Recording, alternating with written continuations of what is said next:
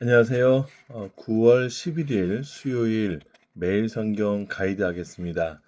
열왕기하 5장 15절부터 27절 말씀까지입니다.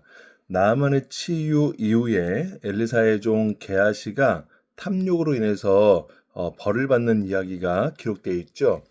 나만이 나병에서 낫게 된 후에 치료된 후에 감사의 마음으로 엘리사에게 예물을 주려고 했습니다. 그러나 엘리사는 이것을 거절했죠. 하나님의 은혜로 이루어진 일에 대해서 보답을 받지 않겠다라고 했습니다.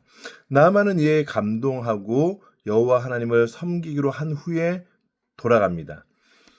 그러나 엘리사의 종 게하시가 욕심을 품었고 나만을 쫓아갑니다. 그래서 엘리사가 마음이 바뀌어서 그 예물을 받고자 한다라고 거짓을 말하죠. 그랬더니 나만이 흔쾌히 그 예물을 이 게하시에게 전부 다 주었습니다. 은과 금과 폐물들을 다 주고는 그 나만이 엘리사 선지자에게 감사의 보답을 했다라고 이 기록이 되어 있습니다. 그런데 정작 중요한 건 지금 게하시가 나아만을 속인 거 아닙니까? 하나님께서 여기에 대해서 가만히 두지 않으셨습니다. 게하시에게 나아만에게 있던 그 문둥병 한센시병을 게하시에게 나타나게 하셔서 하나님의 징계, 하나님의 심판을 받도록 하셨다라는 내용이 기록되어 있습니다. 그렇다면 이 이야기는 무슨 교훈, 어떤 교훈을 담고 있는 이야기일까요? 특별히 구속사적인 관점에서는 어떤 측면에서 이 내용들을 살펴봐야 할까요?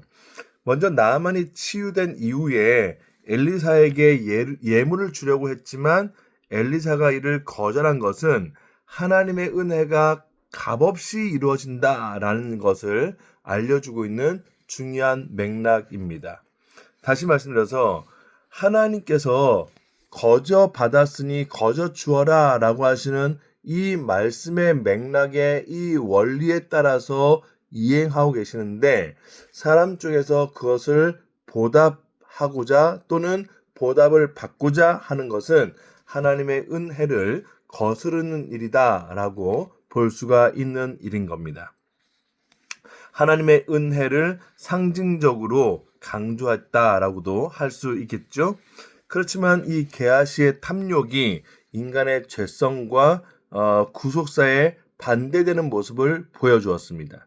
게하시는 나아만의 예물을 탐내어서 거짓을 행했던 사람이고 하나님의 은혜를 예물로 거래하려고 했던 사람이었기 때문에 심판받아 마땅한 사람이었습니다. 이것을 이해하지 못한 채 세상적인 기준으로 바라볼 때는 이 발생하는 모든 죄의 본성을 하나님의 탓 또는 하나님께 있음에 대해서 원망할 수 있는 상황이 되고 맙니다. 그러나 본질은 그렇지 않죠.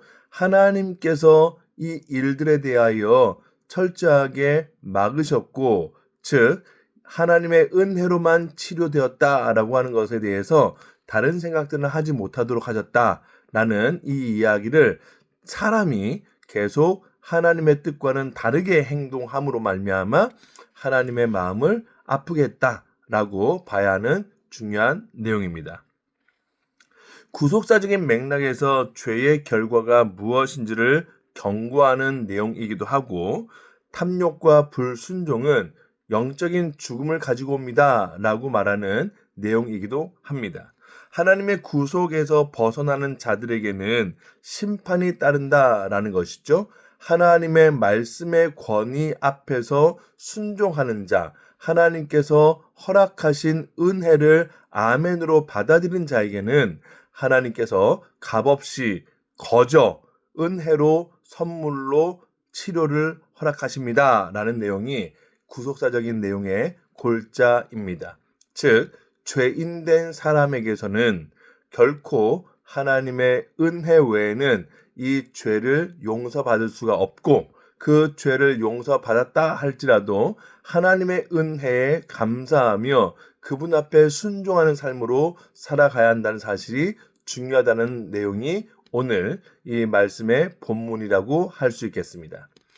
여러분, 이 시간에 이 가이드를 마치면서 여러분에게 당부하고 싶은 내용이 있습니다. 우리 김정희 집사님 위에서 계속 기도해 주십시오. 하나님께서 말씀하신 바처럼 하나님의 은혜 외에는 되는 일이 아니다라는 사실을 우리가 꼭 기억하여 하나님께서 행하시는 일들을 목도하며 하나님, 김정희 집사님의 모든 상황들을 하나님께서 처리해 주시고 하나님께서 맡아주시기를 간절히 바랍니다 라고 하는 마음으로 전적인 하나님께서 행하실 일임을 고백하는 심정으로 함께 기도하시는 복된 교우들 되셨으면 참 좋겠습니다. 오늘 하루도 평안하시길 바랍니다. 안녕히 계십시오.